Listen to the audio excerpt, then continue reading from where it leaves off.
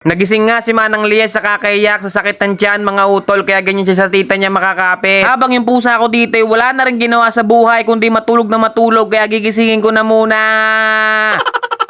At for today's video mga utol ay mabisang food trip na naman ang kakanain natin ngayon. Kaninang tanghali pa nga minarinate na airpat tong baka mga utol. Oo, tama, beef yan. Gagawa kasi tayo ngayon ng beef steak mga utol. Napakabisa ba?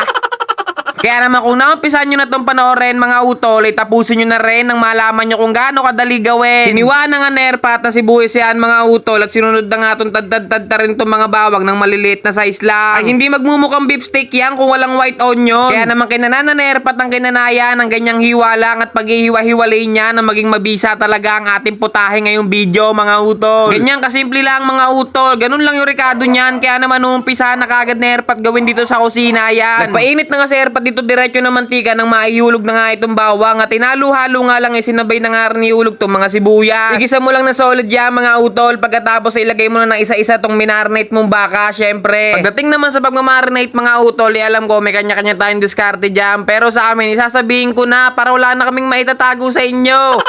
Pagkatapos nga hiwa-hiwain na airpat yung kaninang tanghali mga utol ng ganyang kaninipis, nilagyan na rin na airpat ang mga pampalasa tulad ng toyo, magic sarap, asin, kaunting asukal, tsaka saktong kalamansi lang din. Ganun kasimple lang yon mga utol, hindi na kailangan pasosyalin. Kaya mabalik na tayo rito sa ginaganapan na airpat mga utol. Natuyuan na nga to ng tubig at nilagyan na nga na airpat ang mga pampalasa tulad ng beef cubes, magic sarap, at nilagay na rin na airpat yung sauce na minarinate kanina. Nilagyan na nga rin na airpat ng kaunting tubig mga utol para naman kahit papaano may sabaw tayo. Sa mga oras nga nito mga utol ay napagkabango na, kaya naman hindi na nagdalawang isip sa airpat na sumandok ng mausgan na. Kaya naman pagkatikim pa lang na airpat double okay ka na kagad dyan, wala nang dala-dalawang isip. At dahil okay na nga yan mga utol, tsaka na inilagay na airpat dito yung mga ring onion, at nilagay na nga rin to ng 3 siling labuyo para mas maging mabisa talaga. Tignan nyo naman kasi yung itsura mga utol, kahit bao ng kapitbahay nyo ipapatusin yan.